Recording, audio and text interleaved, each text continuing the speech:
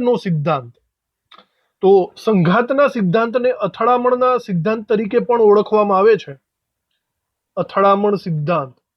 તો એના નામ ઉપરથી જ લાગે છે કંઈક અથડામણ થાય એવી કંઈક લોજિક હશે. આની અંદર સૌથી પહેલા તો આપણે લખીએ કે બે વૈજ્ઞાનિકોએ આ સિદ્ધાંતની શોધ કરી હતી. એ હતા મેક્સ ટ્રોન્સ અને વિલિયમ લુઈસ. મેક્સ ટ્રોન્સ અને વિલિયમ લુઈસ નામના વૈજ્ઞાનિકોએ આ સંઘાતના સિદ્ધાંત વિશે જાણકારી આપી હતી. અને એક વસ્તુ તમને કન્ફર્મ કહી દઉં કે આ સંઘાતનો સિદ્ધાંત છે એ માત્ર અને માત્ર વાયુની ગતિ ઉર્જા પર આધારિત છે. તે વાયુની ગતિ ઉર્જા પર આધારિત છે. વાયુના અણુઓ કેટલી ગતિજ ઉર્જામાં છે તેના આધારે અથડામણ થશે. તો સીધી વસ્તુ છે, ગતિ ઉર્જા ઉપર તો એને ડિપેન્ડ રહેવું જ પડશે. હવે આ સિદ્ધાંતને બરાબર સિમ્પલથી સમજી લ્યો, પછી આપણે એને લખશું. સૌથી પહેલી વાત, મેક્સ ટ્રોન્સ અને વિલિયમ લુઈસ આ બે વૈજ્ઞાનિકો હતા. આ વૈજ્ઞાનિકોએ કોઈ પણ પ્રક્રિયા કેવી રીતે થાય એના વિશે સમજૂતી આપી.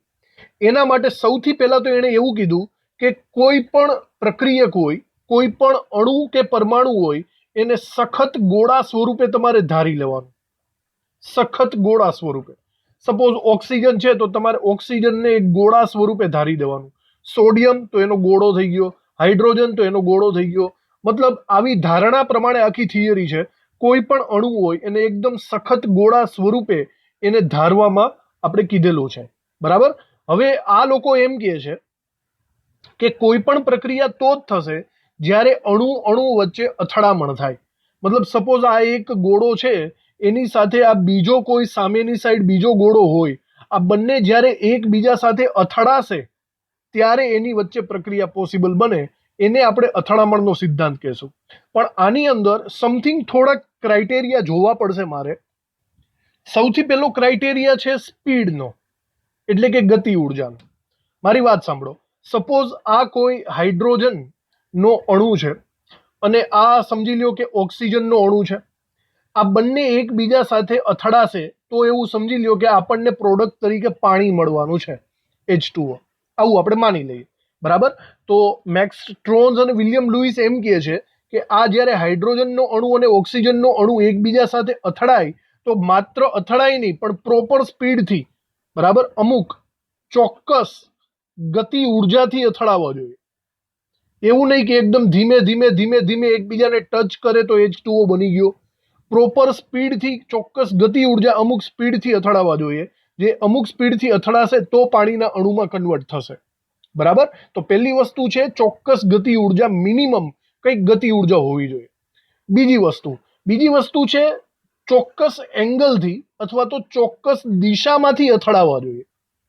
ચોક્કસ દિશામાંથી. હવે આના માટે લાસ્ટ લેક્ચર વિચારો, આપણે એક આવો લેક્ચર ભણી ગયા કે H2 અને I2 વચ્ચેની પ્રક્રિયાની વાત કરતા હતા. H2 અને I2 વચ્ચેની પ્રક્રિયા. ત્યારે મેં તમને કીધું હતું કે H2 ની પોઝિશન આવી છે. આવી સિચ્યુએશનમાં તમે I2 ને આ એંગલથી ફૂલ સ્પીડમાં અથડાવશો, પ્રક્રિયા નહીં થાય. સમજો છો? ગમે એટલી ફૂલ સ્પીડમાં તમે અથડામણ કરાવો પણ જો દિશા ચોક્કસ નહીં હોય તો પ્રક્રિયા નહીં થાય. મતલબ આવી રીતે અથડામણ થશે, H2 ઊભો છે, I2 આડો છે, પ્રક્રિયા પોસિબલ જ નહીં બને. પ્રક્રિયા તો જ પોસિબલ બનશે જો H2 અને I2 ની પોઝિશન કંઈક આવી રીતના હોય. તો આમની વચ્ચે, બંને વચ્ચે બંધ રચાશે, આપણને ખબર છે. અને તો આપણને પ્રોડક્ટ તરીકે HI આવી રીતે બનશે. સમજાણું? આ બે વસ્તુને ખાસ ધ્યાન રાખજો. ચોક્કસ ગતિ ઉર્જાથી અથડાવવું જોઈએ, ચોક્કસ દિશાથી અથડાવવું જોઈએ. આ સિદ્ધાંતને આપણે એમ કહેશું અથડામણનો સિદ્ધાંત. અને આ જે અથડામણ થાય છે એને આપણે નામ આપશું સફળ અથડામણ, અથવા તો ફળદાયી અથડામણ પણ કહેવાય છે. ફળદાયી અથડામણ. સમજાણું? તો નાની એવી જેવું તેવું અથડાઈ જવું એનાથી પ્રક્રિયા નથી થતી, પણ ફળદાયી અથડામણ થવી જોઈએ. ફળદાયી અથડામણમાં બે વસ્તુ આવશે: ચોક્કસ ગતિ ઉર્જાથી અથડાવવું અને ચોક્કસ દિશામાંથી અથડાવવું. આને આપણે કહીશું અથડામણનો સિદ્ધાંત. સમજાઈ ગયું? તો ચલો આને રિલેટેડ આપણે જે લખાણ લખવાનું છે એ શરૂ કરી દઈએ. ચલો, વૈજ્ઞાનિકોના નામની નીચે આપણે લખાણ શરૂ કરો. આ સિદ્ધાંતમાં એવું ધારવામાં આવે છે કે અણુઓ સખત ગોળાઓ છે, સખત ગોળાઓ છે અને પ્રક્રિયા ત્યારે જ થશે, પ્રક્રિયા ત્યારે જ થશે જ્યારે અણુઓ એકબીજા સાથે અથડાય છે, એકબીજા સાથે અથડાય છે, બરાબર. આને આપણે સંઘાતનો સિદ્ધાંત અથવા અથડામણનો સિદ્ધાંત એવું આપણે કહી શકીએ છીએ. ચલો એના પછી એક પર્યાય આપણે લખવાનો છે અથડામણ આવૃત્તિનો. તો એની નીચે જ મુદ્દાની અંદર પેલા વ્યાખ્યા લખાવી દઉં છું. લખો આપણે, રાસાયણિક પ્રક્રિયામાં પ્રતિ સેકન્ડ પ્રતિ એકમ કદમાં, પ્રતિ એકમ કદમાં થતી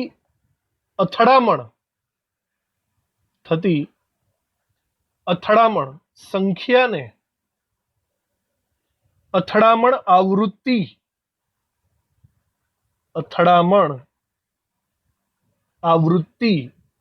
Z કહે છે.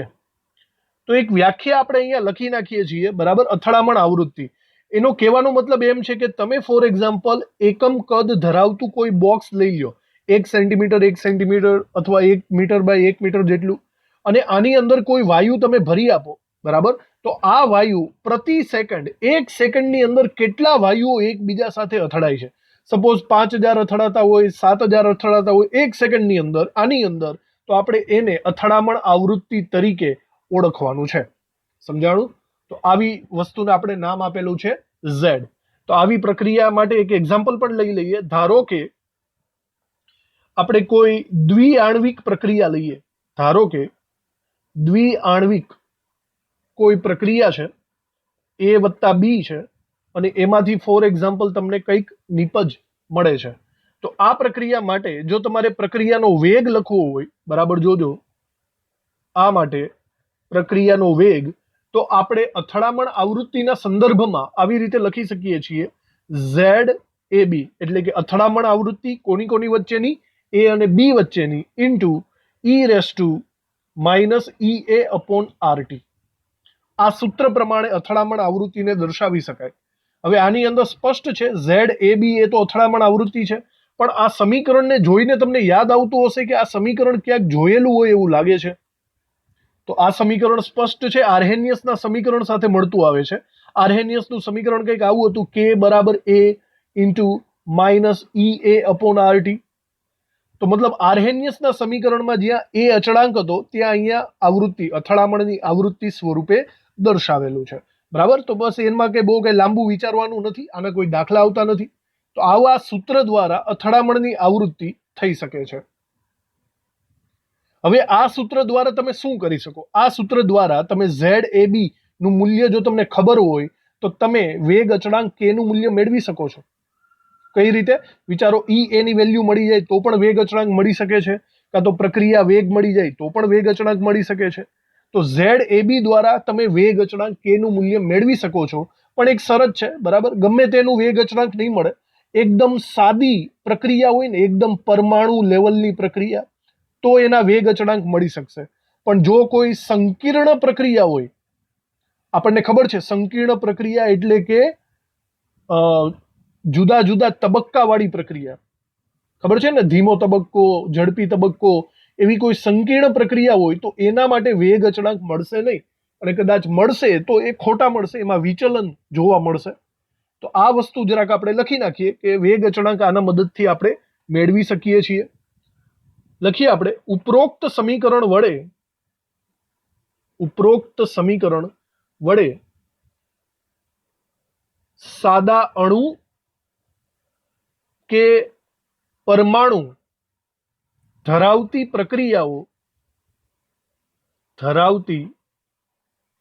પ્રક્રિયાઓ માટેના વેગ અચળાંક એટલે કે K ના મૂલ્યો નક્કી કરી શકાય છે. નક્કી કરી શકાય છે, પરંતુ જટિલ એટલે કે સંકીર્ણ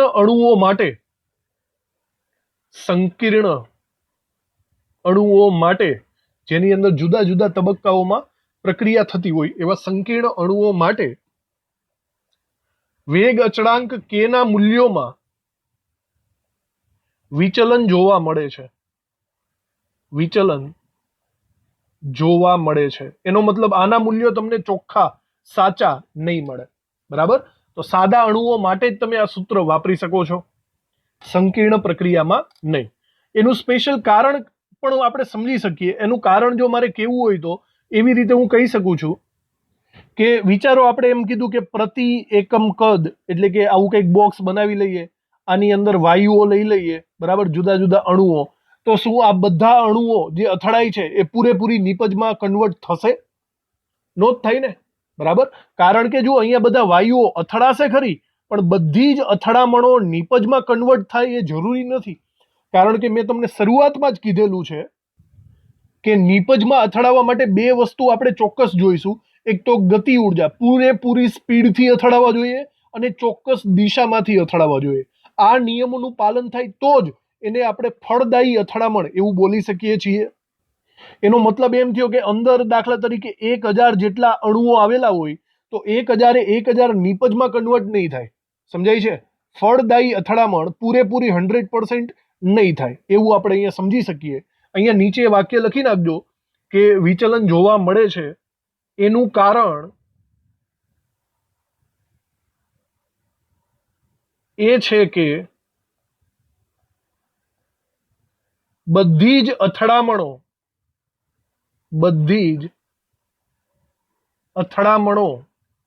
નિપજમાં પરિણમતી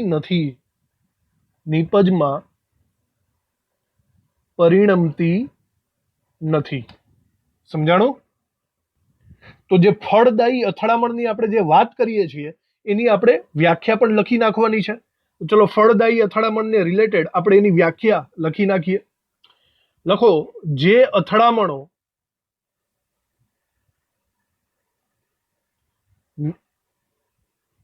માં અણુઓ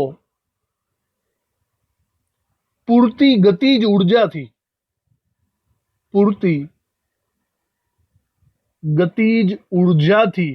હવે પૂરતી ગતિજ ઉર્જા એટલે આપણે એક રીતના સમજી લ્યો, આપણે આને દેહલી ઉર્જા એવું પણ નામ આપી શકીએ છીએ, અથવા તો ઇંગ્લિશમાં આપણે થ્રેશોલ્ડ ઉર્જા પણ કહી શકીએ છીએ.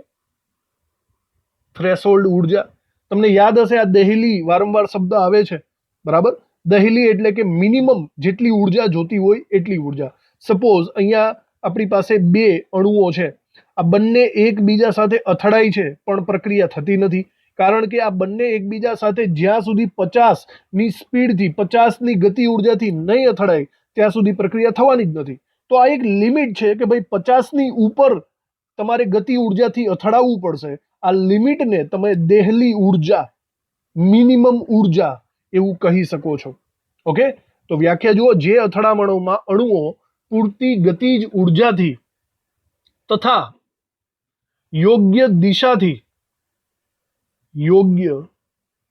દિશામાંથી અથડાય છે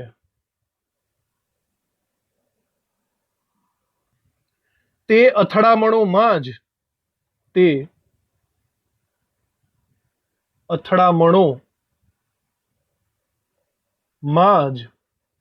પ્રક્રિયકોના બંધ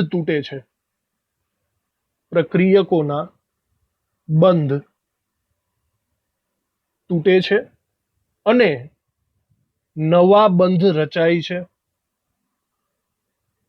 બરાબર? નવા બંધ રચાય છે એટલે કે નિપજ બને છે. આવી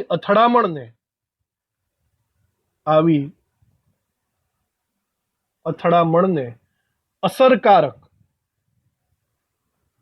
અથવા તો ફળદાયી અથડામણ કહે છે.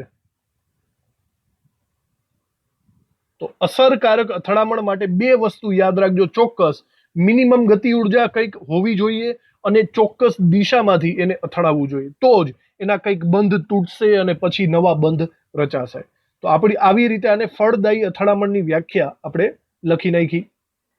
જો આપણે આનું એક એક્ઝામ્પલ પણ લખી નાખીએ, ઉદાહરણ એક સમીકરણ દ્વારા પણ આપણે સમજી લઈએ. એક સમીકરણ HI દ્વારા તો સમજી જ લીધું છે. ઉદાહરણ તરીકે આપણે એક્ઝામ્પલ લઈએ બ્રોમોમિથેન, જે ટેક્સ્ટ બુકમાં આપ્યું છે.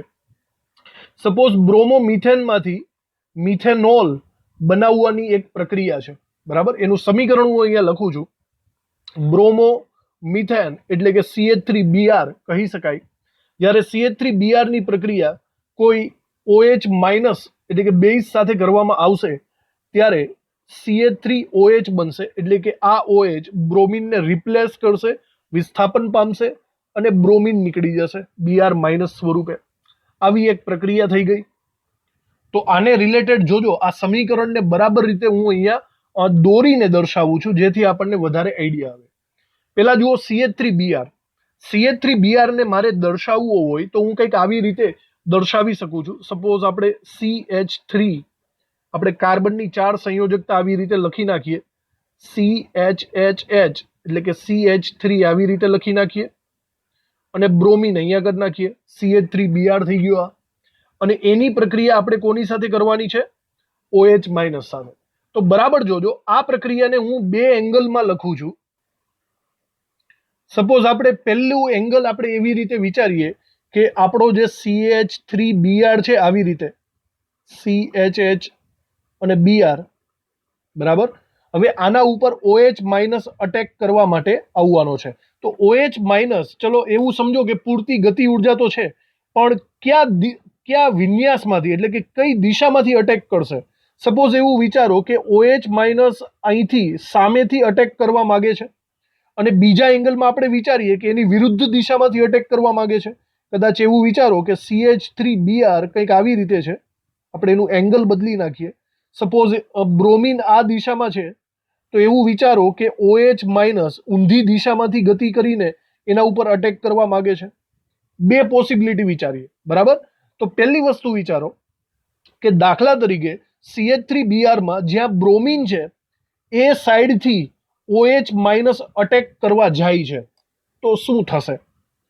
જો આ દિશામાંથી ફૂલ સ્પીડમાં તમે અટેક કરાવશો ને તો પણ પ્રક્રિયા નહીં થાય, પોસિબલ જ નહીં બને. હવે એવું કેમ? કારણ સ્પષ્ટ છે કે અહીંયા બ્રોમિનની ઉપર આંશિક ઋણ વીજભાર હોય, આ તમને ખબર હોવી જોઈએ. કાર્બન કરતા બ્રોમિનની વિદ્યુત ઋણતા વધારે છે.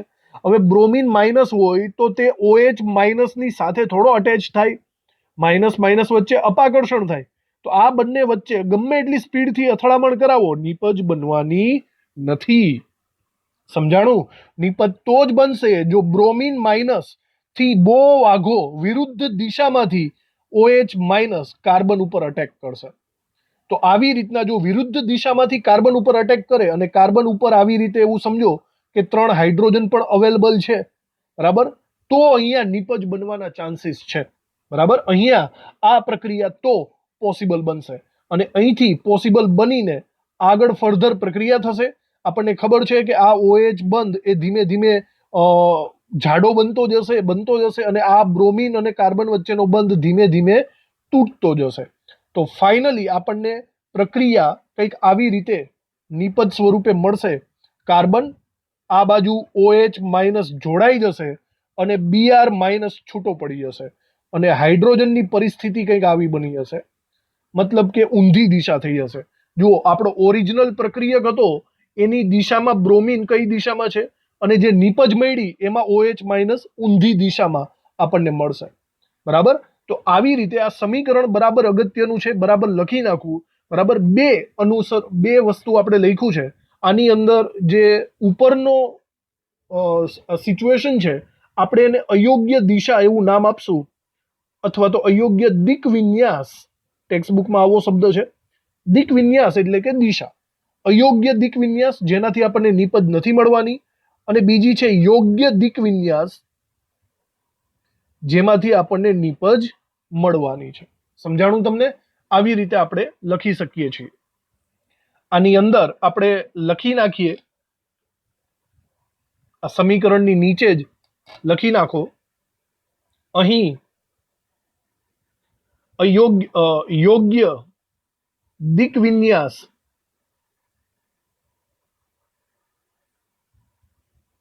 માં અથડામણ થતા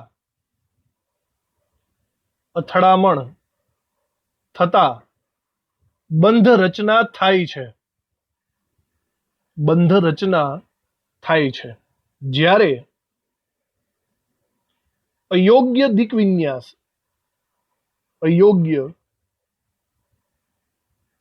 વિન્યાસ માં અથડામણ થતા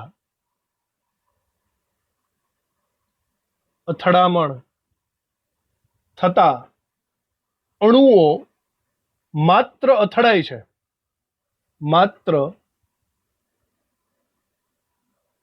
છે નીપજ બનતી નથી તો એનો મતલબ યોગ્ય દિશામાંથી અથડાવવું ખૂબ જ જરૂરી છે. આ માટે આ જે વૈજ્ઞાનિકો હતા એણે એક નવો પર્યાય પણ અંદર દાખલ કર્યો, જો કે એની કોઈ ગણતરી આવતી નથી. આપણે અહીંયા નીચે લખી નાખવાનું છે. અસરકારક અથડામણ માટે એક બીજો પેરામીટર અથવા તો અચળાંક અવયવ ઉમેરવામાં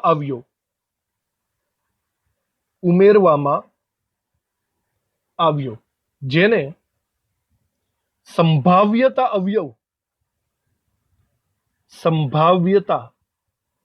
અવયવ અથવા તો ત્રિવિમ વિન્યાસકારક અવયવ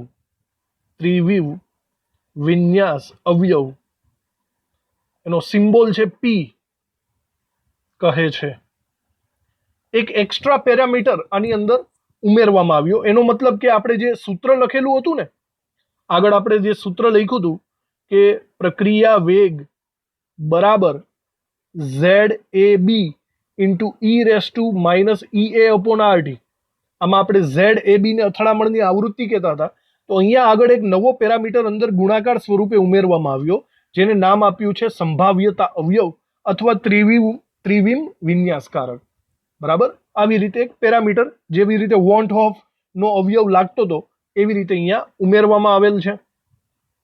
હવે એ શું દર્શાવે છે એ બી લખી નાખીએ કે જે મતલબ કે સંભાવ્યતા અવયવ પી એ અથડામણ અને અણુઓનું યોગ્ય દિશામાં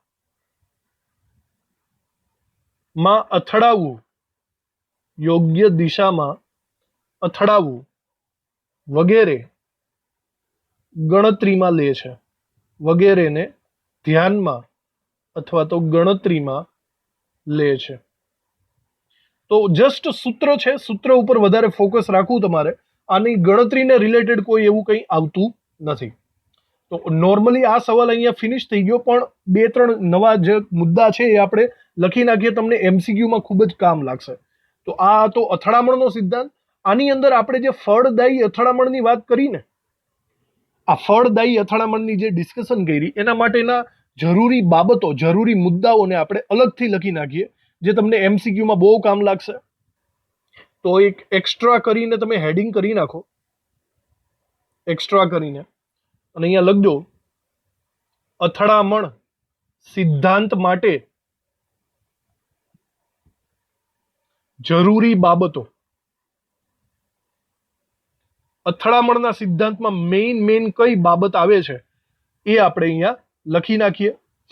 ચલો, સૌથી પહેલી બાબત, અથડાવવું જરૂરી છે. જો અથડાશે જ નહીં તો કાંઈ નહીં થાય. એટલે પહેલી વાત, અથડાવવું જરૂરી છે. અહીંયા લખીએ પ્રક્રિયકના અણુઓ વચ્ચે અથડામણ એટલે કે સંઘાત થવો આવશ્યક છે, થવો જરૂરી છે. અથડામણ જ નહીં થાય તો શું? બીજી વસ્તુ, ચલો કદાચ અથડામણ થઈ ગઈ તો આપણને ખબર છે પૂરતી સ્પીડથી, મેક્સિમમ અમુક લિમિટની ઉપરની સ્પીડથી તમારે અથડાવવું જરૂરી બને છે. બરાબર, તો એ બીજી વાત થશે. અથડામણ પામતા અણુઓ પાસે ઓછામાં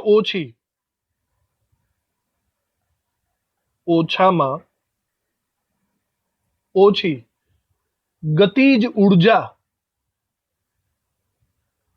જેને આપણે નામ આપશું દેહલી ઉર્જા, ગતિ ઉર્જા, જેને આપણે નામ આપશું દેહલી, એક બાઉન્ડ્રી ની ઉર્જા હોવી જોઈએ. બરાબર, આ બીજો મુદ્દો થઈ ગયો. હવે એના પછીનો ત્રીજો મુદ્દો. ચલો, અથડામણ થઈ ગઈ, જરૂરી સ્પીડથી અથડામણ થઈ ગઈ. હવે આપણે કહેશું ચોક્કસ દિશામાંથી અથડામણ. બરાબર, એ પણ જરૂરી છે. ત્રીજી વાતમાં અથડામણ યોગ્ય દિશામાંથી થવી જરૂરી છે. આપણો ત્રીજો મુદ્દો થઈ ગયો. જો હવે આ ઉપરની ત્રણ બાબતોનું જો પાલન કરો ને તો જ તમે સફળ અથડામણ એને કહી શકો છો અને તો જ નિપજમાં રૂપાંતર થાય. બરાબર, અહીંયા લખી નાખીએ, ઉપરોક્ત ત્રણેય બાબતો નું પાલન થાય તો જ સફળ અથડામણ ગણાય. સફળ અથડામણ ગણાય અને પ્રક્રિયકો નિપજમાં પરિણમે.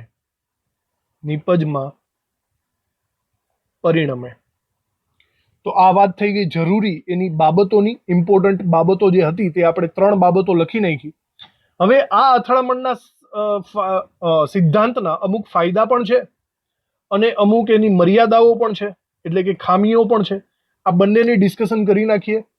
ફાયદાઓમાં એવું છે કે જરા ધ્યાનથી અનુમાન કરો, ઇમેજિનેશન કરો કે જો આવું અથડામણ વાળું કંઈ હોત જ નહીં, અથડામણ સિદ્ધાંત જેવું કંઈ હોત જ નહીં, તો જરા અનુમાન કરો તો એનો મતલબ એમ થયો કે કોઈ પણ બે અણુઓ એકબીજા સાથે જેવા તેવા અથડાય કે ન અથડાય, ડાયરેક્ટ એ બંને વચ્ચે પ્રક્રિયા થઈ જાત. શક્ય છે? તો આનાથી મોટી પ્રોબ્લેમ શું થાત ખબર? મોટી પ્રોબ્લેમ હવામાં થાત. હવામાં શું થાત? હવે તમે વિચારો કે આપણી હવામાં મોસ્ટ ઓફલી કયો વાયુ રહેલો છે? નાઇટ્રોજન. અને સેકન્ડ હાઈએસ્ટ કયો વાયુ રહેલો છે? ઓક્સિજન. જો વધારેમાં વધારે વાતાવરણમાં નાઇટ્રોજન અને ઓક્સિજન વાયુ હોય તો ભાઈ આ બંને વચ્ચે અથડામણ તો સ્વાભાવિક છે કે નહીં? વિચારો, થતી જ હશે ને, રોજ થતી હશે, કરોડોની સંખ્યામાં થતી હશે. તો જો કદાચ આપણે એવું વિચારી લઈએ કે અથડામણ જેવો કોઈ સિદ્ધાંત ન હોત તો એવું થાત કે નાઇટ્રોજન અને ઓક્સિજન જેવા તેવા ધીમે ધીમે અથડાઈને તો પણ એમની વચ્ચે પ્રક્રિયા થઈ જાત અને એને પ્રક્રિયા થઈને શું બનાવી નાખત? N2O, NO, NO3, ઘણા બધા નાઇટ્રોજનના ઓક્સાઇડ બનાવી નાખત. અને આવું થાત તો પરિણામે તમને ઓક્સિજન વાયુ મળત જ નહીં, ઓક્સિજન વાયુ પૂરો થઈ જાત. સમજાય છે? અને ઓક્સિજન વાયુ પૂરો થઈ જાય તો તમે શ્વાસમાં શું લેત? ખબર પડી? આખી માનવ સૃષ્ટિનો નાશ પામત. કહેવાનો મતલબ આ અથડામણનો સિદ્ધાંત છે, એના કારણે નાઇટ્રોજન અને ઓક્સિજન જો ચોક્કસ એંગલથી અથડાય તો જ આ બધા વાયુઓ બનશે. આડેધડ ગમે તેમ વાયુઓ બનશે નહીં. એના કારણે ઓક્સિજન પણ આપણી પાસે અવેલેબલ રહે છે. આ એક અથડામણના સિદ્ધાંતની આપણો એક ફાયદો થયો. બીજી વસ્તુ વિચારો. બીજી વસ્તુ એવી છે કે તમે આ વસ્તુ સાંભળી હશે કે કાર્બન જ્યારે ઓક્સિજન સાથે પ્રક્રિયા કરે ત્યારે કાર્બન ડાયોક્સાઇડ કે કાર્બન મોનોક્સાઇડ, ઇન શોર્ટ, દહનની પ્રક્રિયા થાય. સમજાણું? તો વિચારો, અહીંયા બી એ નિયમ લાગુ પાડી શકે. તમે વિચારો કે કદાચ અથડામણ જેવો કોઈ સિદ્ધાંત જ ન હોત તો એવું બન્યું હોત કે કાર્બન તો આપણી દુનિયામાં ઘણા બધા છે, પૃથ્વી ઉપર કાર્બન આપણને લાકડામાં, વૃક્ષોમાં ઘણી જગ્યાએ મળી રહે. તો એવું બની શકે કે હવામાંનો ઓક્સિજન આવતા જતા લાકડા સાથે અથડાત, આવતા જતા હવા વૃક્ષો સાથે અથડાત અને ડાયરેક્ટ દહન થઈને કાર્બન ડાયોક્સાઇડ બની જાત. પોસિબલ છે, પણ એવું થતું નથી. કારણ કે એક ક્રાઇટેરિયા છે, એક ક્રાઇટેરિયા કે હવા અને કાર્બન અને ઓક્સિજન અમુક સ્પીડથી અથડાય, અમુક દહન થાય તો જ એનું પ્રક્રિયા પોસિબલ બને. તો અથડામણના સિદ્ધાંતની 2 ફાયદાઓ તમને આ સમજાણા હશે. મેં તમને બરાબર એક્સપ્લેનેશન કર્યું. હવે એની ખામીઓ પણ છે અમુક. ખામીઓમાં એવું છે કે આ નિયમમાં પહેલેથી જ એવું કહેવામાં આવ્યું છે કે અણુ હોય કે પરમાણુ એને તમારે સખત ગોળા સ્વરૂપે ધારી દેવાના છે, સખત ગોળા સ્વરૂપે. નાઇટ્રોજન હોય તોય ગોળો સમજી લેવાનો, કાર્બન ડાયોક્સાઇડ હોય તોય ગોળો સમજી લેવાનો. મતલબ એના બંધારણ, પ્રક્રિયકના બંધારણ વિશે કોઈ પણ પ્રકારની માહિતી તમને મળતી નથી. સમજાણું? આ એની એક મર્યાદા આપણે કહી શકીએ છીએ. તો ચલો હવે આ વસ્તુઓ આપણે લખી નાખીએ. ફાયદાઓ, સૌથી પહેલા આપણે ફાયદાઓની ચર્ચા કરી લઈએ. આની અંદર આપણે પહેલી વસ્તુ લખીએ કે જો અથડામણ સિદ્ધાંત પ્રમાણેની આવશ્યકતાઓ ન હોય, આવશ્યકતાઓ ન હોત તો હવામાંનો ઓક્સિજન એટલે કે O2, લાકડા, વૃક્ષો માના કાર્બન સાથે સફળ સંઘાત, અથવા તો સફળ નહીં પણ કાર્બન સાથે સંઘાત પામી કાર્બન સળગી જાત. આ એનો પહેલો ફાયદો છે કે આવું થતું નથી. બીજી વાત, હવામાંના નાઇટ્રોજન અને ઓક્સિજન વાયુ સંયોજાઈ જાત જો આ નિયમ ન હોત તો. અને જીવન માટે જરૂરી પ્રાણવાયુ એટલે કે O2 ન મળત. તો આ બે ફાયદાઓ છે. આ લોજિક ઉપર આખા ફાયદાઓ અહીંયા દર્શાવેલા છે.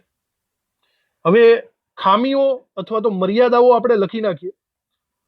અથડામણના સિદ્ધાંતની મર્યાદા એક જ છે કે તે ગોળાઓ સ્વરૂપે એને કલ્પી લે છે, એના બંધારણ વિશે કોઈ પણ માહિતી નથી આપતું. તો અહીંયા લખીએ મર્યાદાઓમાં, પરમાણુ કે અણુને સખત ગોળા કલ્પવામાં આવ્યા છે, કલ્પવામાં આવ્યા છે, માટે તેમની બંધારણીય રચના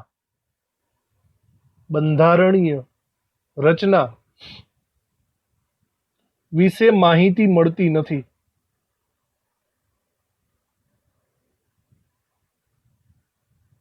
ઓકે, તો હવે અહીંયા આપણે સંઘાતનો નિયમ એટલે કે અથડામણનો સિદ્ધાંત અહીંયા પૂરો કરીએ.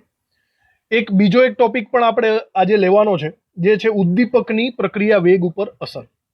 તો હવે ઉદ્દીપક વિશે તો ભાઈ બધા જાણો જ છો. ઉદ્દીપક એ નોર્મલી પ્રક્રિયા વેગને વધારો કરે છે, એની વ્યાખ્યાની અંદર જ આવે છે, પ્રક્રિયામાં ભાગ લેતો નથી. તો આવી ડિસ્કશન તો આપણને બહુ ખબર જ છે. મુદ્દો લખતા જઈએ અને પછી એને સમજતા જઈએ. આપણે એક પ્રક્રિયા અહીંયા લખીએ KClO3, આનું નામ પોટેશિયમ ક્લોરેટ થાય. હવે આ પોટેશિયમ ક્લોરેટને તમે જ્યારે ગરમ કરો છો ને, ટેસ્ટ ટ્યુબમાં લઈને પોટેશિયમ ક્લોરેટને ગરમ કરો તો એમાંથી ઓક્સિજન વાયુ ઉદ્ભવે છે. એટલે કે ઓક્સિજન વાયુ નોર્મલી એની નીપજ થઈ એવું આપણે કહી શકાય. તો નોર્મલી ત્યારે જ્યારે તમે ટેસ્ટ ટ્યુબની અંદર તમે આને ગરમ કરીને વિઘટન કરો છો ને, ત્યારે આ વિઘટનની ક્રિયા ખૂબ જ ધીમી છે, ધીમું વિઘટન થાય છે. કારણ કે ઓક્સિજન વાયુ છે ને ધીમે ધીમે નીકળે છે, વધારે સમય લાગે છે. આ નોર્મલ વાત થઈ. આવું ટેસ્ટ ટ્યુબમાં તમે લેબની અંદર પણ પ્રોસેસ કરી શકો. ઓક્સિજન વાયુ ખૂબ જ ધીમે ધીમે નીકળે, ફટાફટ નીકળતો નથી. પણ જો આ પ્રક્રિયાને તમારે ઝડપી બનાવવી હોય તો એક ફોર્મ્યુલા છે, આપણે અહીંયા લખીએ. પરંતુ એક પદાર્થ છે MnO2 નો પાવડર. આ MnO2 ના પાવડરને જો તમે આ ટેસ્ટ ટ્યુબની અંદર પોટેશિયમ ક્લોરેટની સાથે નાખી દેશો અને ગરમ કરશો તો પ્રક્રિયા ઝડપી થઈ જશે. MnO2 નો પાવડર ઉમેરી ગરમ કરતા વિઘટન ઝડપથી થાય છે, વિઘટન ઝડપથી થાય છે, બરાબર. એનો મતલબ પ્રક્રિયા વેગ વધી જાય છે. તો MnO2 નો પાવડર આપણે એમ કહી શકીએ કે અહીં એ આપણો ઉદ્દીપક કહેવાશે. અહીં MnO2 પ્રક્રિયા કરતો નથી, પ્રક્રિયા કરતો નથી, પણ પ્રક્રિયા વેગ માં વધારો કરે છે, પ્રક્રિયા વેગમાં વધારો કરે છે. માટે આ જે MnO2 છે એને આપણે ઉદ્દીપક કહી શકીએ છીએ, બરાબર. આ એક સિમ્પલ એક્ઝામ્પલ દ્વારા આપણે એની માહિતી લઈ લીધી. બીજા મુદ્દામાં આપણે ઉદ્દીપકનું કાર્ય સમજીએ. ઉદ્દીપક કેવી રીતે કાર્ય કરે છે? ઉદ્દીપકનું કાર્ય બરાબર સમજો. નોર્મલી પહેલા શું કરો છો તમે, કોઈ પ્રક્રિયક લ્યો છો, પ્રક્રિયક, અને એની ઉદ્દીપક સાથે પ્રક્રિયા કરો છો. આ બંને પ્રક્રિયકની જ્યારે ઉદ્દીપક સાથે પ્રક્રિયા કરાવો, બરાબર, અહીંયા સૌથી પહેલા મધ્યવર્તી સંકીર્ણ બનશે. મધ્યવર્તી સંકીર્ણ આગળ પણ આપણે વાત કરી છે કે મિડલમાં જે બને છે, આ મધ્યવર્તી સંકીર્ણ અસ્થાયી હોય, ખૂબ જ ઓછા સમયમાં એનું વિઘટન થઈ જાય. અને આ મધ્યવર્તી સંકીર્ણનું વિઘટન થઈને, બરાબર, પછી તમને મળશે નિપજ. અને મેઇન વાત, નિપજની સાથે જે તમે ઉદ્દીપક નાખ્યો હતો તે ઓરિજિનલ ઉદ્દીપક ફરીથી પ્રાપ્ત થશે. આવી રીતે આખું ઉદ્દીપકનું કાર્ય કહી શકાય. ઓકે, મધ્યવર્તી સંકીર્ણનું એક વાક્ય લખવું હોય તો લખી નાખો કે મધ્યવર્તી સંકીર્ણ લાંબો સમય ટકી રહેતો નથી, ટકી રહેતું નથી, બરાબર. એનો મતલબ તે અસ્થાયી છે, એનું ઝડપથી વિઘટન થઈ જશે. અહીંયા આપણે વિઘટન શબ્દ વાપરીએ. સમજાઈ ગયું? આવી રીતે ઉદ્દીપક કાર્ય કરશે. ઉદ્દીપકના કાર્યને ફર્ધર આગળ જો તમારે સમજવું હોય તો એના આલેખ દ્વારા પણ સમજી શકીએ છીએ. આવો આલેખ તમારે સંતુલન ચેપ્ટરની અંદર ધોરણ 11માં ઘણી બધી વખત આવી ગયેલો છે, તો આ કોઈ નવી વાત નથી, બરાબર રીતે જોઈ લ્યો. એક આલેખ આપણે અહીંયા દોરીએ છીએ. અહીંયા વાય અક્ષ ઉપર આપણે સ્થિતિ ઉર્જા લઈશું અને એક્સ અક્ષ ઉપર આપણે પ્રક્રિયા અક્ષ ને લઈશું, બરાબર. અને જ્યારે તમે કોઈ પણ પ્રક્રિયાનો આલેખ દોરો, એકચ્યુઅલી આવો આલેખ હમણાં જ આવી ગયેલો છે, તો સમજો કે પ્રક્રિયા અક્ષમાં 0 એટલે કે શરૂઆતના સમયે અહીંયા સમજી લો અહીંયા કોઈ પ્રક્રિયક છે આપણો, તો આ પ્રક્રિયક ને સમજી લો કે અહીંયા સમથિંગ ક્યાંક નિપજ તમારી અહીંયા છે. આ પ્રક્રિયકને નિપજની સાઈડ જવું છે, તો જ્યારે તમે પ્રક્રિયા કરાવશો તો પ્રક્રિયા નોર્મલી કંઈક આવી રીતે બનશે, બરાબર, આવી રીતે. આનો મતલબ એમ થયો કે પ્રક્રિયકથી નિપજ ડાયરેક્ટ નથી જઈ શકાતું, પણ અમુક સ્થિતિ ઉર્જાના અંતરાયને પાર કરીને નીકળવું પડશે. અમુક લેવલને તમારે દૂર કરવું પડશે. આ જે લેવલ છે, મતલબ આ જે જ્યાંથી તમે ચાલુ કર્યું હતું એ સ્થિતિ ઉર્જાથી હાયર લેવલની સ્થિતિ ઉર્જા, આ વચ્ચેના અંતરને આપણે એક નામ આપેલું હતું સક્રિયકરણ ઉર્જા. યાદ આવ્યું તમને? આ સક્રિયકરણ ઉર્જા EA આપણે એવું નામ આપેલું હતું. તો એને પાર કરવું પડે તમારે, આ સ્થિતિ ઉર્જાના બેરિયરને પાર કરવું પડે, પછી જ તમે સામેની સાઈડ જઈ શકો છો. એ સિવાય સામેની સાઈડ જવાશે નહીં. આ નોર્મલ પ્રક્રિયા છે. સપોઝ આપણે અહીંયા ઉદ્દીપક વાપરીએ છીએ. જો તમે અહીંયા ઉદ્દીપક વાપરશો ને તો પ્રક્રિયા કેવી થશે બરાબર રીતે સમજજો. તો પ્રક્રિયા આવી રીતે કંઈક પોસિબલ બનશે. પ્રક્રિયક જ્યાં હતો ત્યાં ને ત્યાં જ છે, નિપજ જ્યાં હતો ત્યાં ને ત્યાં જ છે. મતલબ પ્રક્રિયક અને નિપજની સ્થિતિ ઉર્જામાં કોઈ પણ પ્રકારનો ફેરફાર નથી થતો, બરાબર. પ્રક્રિયક જેટલો હતો નિપજ જેટલી મળવાની હતી એટલી જ મળશે. ફરક ક્યાં છે? ફરક એ છે કે ભાઈ આ છે ને, આ એનું મેક્સિમમ પોઈન્ટ બદલી ગયો. પહેલા જે મેક્સિમમ પોઈન્ટ હતો આપણે એને સક્રિયકરણ ઉર્જા EA નામ આપ્યું હતું. હવે નવી સક્રિયકરણ ઉર્જા આવી, આપણે એને નામ આપીએ EA'. ઇન શોર્ટ, જે ઉદ્દીપક પ્રક્રિયા છે ને એ ઉદ્દીપિત પ્રક્રિયાએ સક્રિયકરણ ઉર્જાને ઘટાડી દીધી. અહીંયા હું નામ લખી નાખું છું, ઉદ્દીપિત પ્રક્રિયા. સમજાણું? એને સક્રિયકરણ ઉર્જાને ઘટાડી દીધી, એના કારણે પ્રક્રિયા ઝડપી બનશે. અહીંયા આલેખને રિલેટેડ આપણે વાત કરી લઈએ. આલેખ પ્રમાણે ઉદ્દીપક પ્રક્રિયાને વૈકલ્પિક માર્ગ કાઢી આપે છે. વૈકલ્પિક માર્ગ એટલે ઇન શોર્ટકટ રસ્તો તમને દેખાડે છે. મતલબ તમારે અહીંયા પ્રક્રિયક છે ને અહીંયા નિપજ છે, જવું છે તો તમારે એટલું બધું ફરવાની જરૂર નથી. તમે શોર્ટકટ રસ્તે પણ જઈ શકો છો ઓછી ઉર્જા ખર્ચીને. તો એક શોર્ટકટ રસ્તો તમને અહીંયા દેખાડે છે. એનો મતલબ એમ થયો કે સક્રિયકરણ ઉર્જા એ ઘટાડે છે. બરાબર, સક્રિયકરણ ઉર્જા ઘટ્યો તો એક રીતના ઉર્જાનો અવરોધ પણ ઘટાડે છે. એટલે કે સ્થિતિ ઉર્જા અંતરાય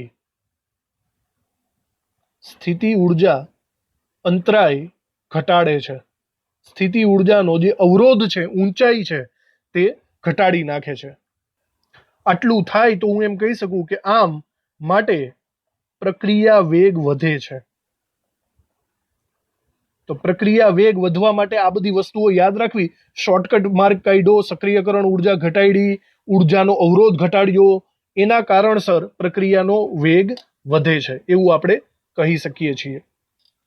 ચલો હજી એક લાસ્ટ વાત આપણે આ મુદ્દામાં આપણે કહેવાની છે કે ઉદ્દીપક વાપરશો તો સંતુલન અચળાંક અને ડેલ્ટા જીને કોઈ પણ પ્રકારનો ફેરફાર થવાનો નથી, એ એમને એમ જ રહેશે. ઇન શોર્ટ તમને જેટલી નીપજ મળવાની હતી એટલી જ નીપજ મળશે. બરાબર, નીપજનો જથ્થો નહીં વધારે, માત્ર એનો સમય ઘટાડવાનો છે. તો એનું કામ ખાલી એક જ છે, સમય ઘટાડવાનું, વેગ વધારવાનું. બીજું કોઈ પણ પ્રકારનો ચેન્જીસ એની અંદર જોવા નહીં મળે. લખી નાખીએ આપણે કે ઉદ્દીપક એ વેગ અચળાંક કે અને ગિબ્સની મુક્ત ઉર્જા ડેલ્ટા જી ને કોઈ અસર કરતો નથી.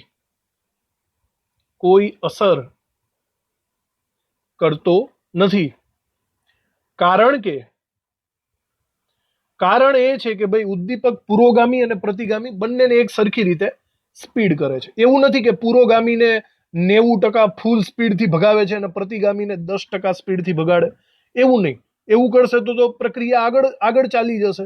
બંનેને 50-50% વધારો આપે છે. એના કારણે કોઈ નીપજના જથ્થામાં વધારો નથી થતો. કારણ કે ઉદ્દીપક પુરોગામી અને પ્રતિગામી બંને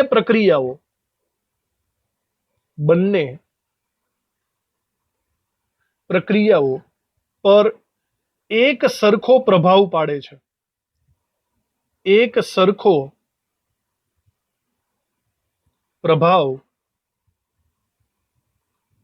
છે. માટે કે બદલતો નથી.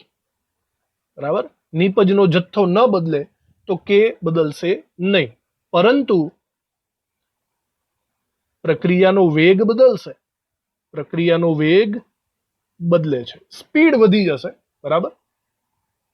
અને બીજી એક અગત્યની વાત કે તે માત્ર સ્વયંસ્ફુરિત પ્રક્રિયાને જ વધારે છે. સ્વયંસ્ફુરિત એટલે આપમેળે થતી પ્રક્રિયા. તે માત્ર સ્વયંસ્ફુરિત પ્રક્રિયાને જ ઉદ્દીપિત કરે છે. બિન સ્વયંસ્ફુરિત